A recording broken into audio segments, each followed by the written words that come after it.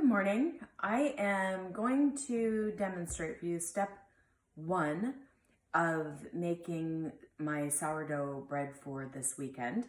I've got my 7-year-old sourdough starter. You can see it's got lots of bubbles, so it's very active right now. And so the first step I'm going to do is make my leaven. The leaven is going to form the basis of my sourdough formula, which I'll make a little bit later after the leaven has time to sit for a while and activate.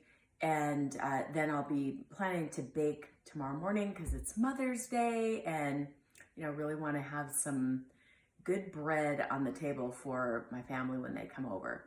And of course, yes, I'm cooking, always. So I've got my glass bowl with a lid and my all-purpose flour from Azure Market. As you can see, it's organic and it is farmer grown from their own farmers. So I really love their product. And I've also got my dark rye flour, which I'll be using to replenish my starter. So first of all, I'm going to take a good couple tablespoons here. It's probably about 3. Put it into my leaven bowl. So I might put a little bit more in there. It smells really good. Kind of when the leaven is very active, it should kind of smell like bananas. You might even get a little bit of a yogurt smell in there because it's the fermentation. So let's see here. I probably got about maybe a half a cup in there. And all I'm going to do for my leaven is add 100 grams of flour and 100 grams of water and my starter. So I'm going to get the 100 grams in there.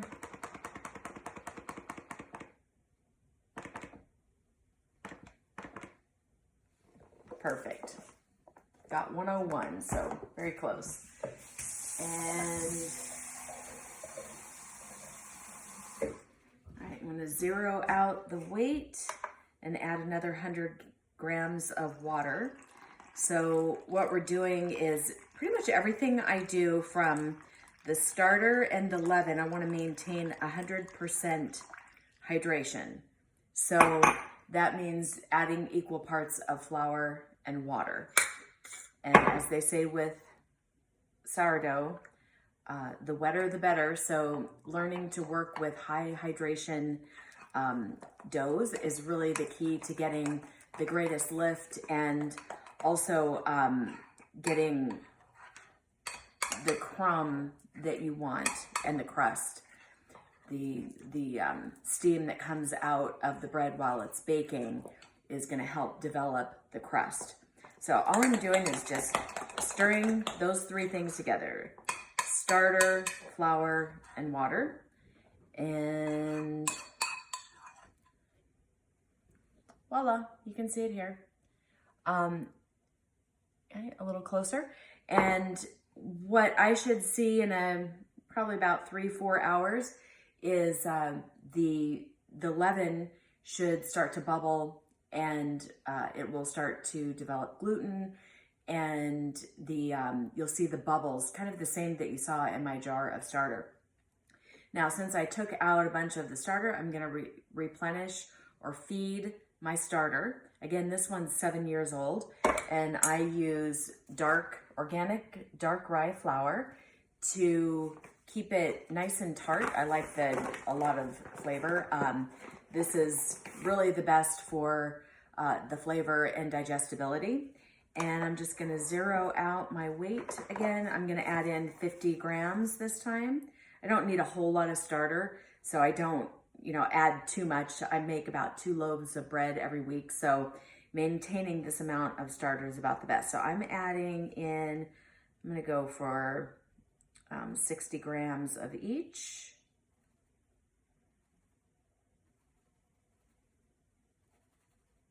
Okay, There's 60 and 60 grams of water.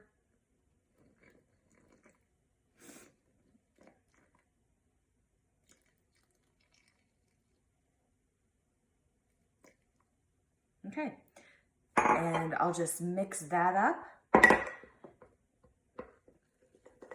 And now that my starter is very mature, 7 years old, I keep it in the refrigerator since I bake once a week.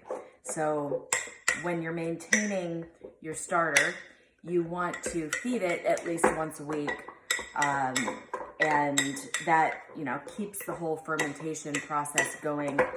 As you can see, I keep it in the same jar. I'll probably change my jar out maybe once a month just to, keep it clean.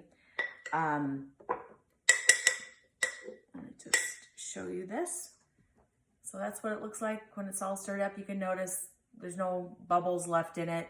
But over the week, keeping it in the refrigerator at lower temperatures will cause the fermentation process to slow down, which is what you want if you're not baking every day.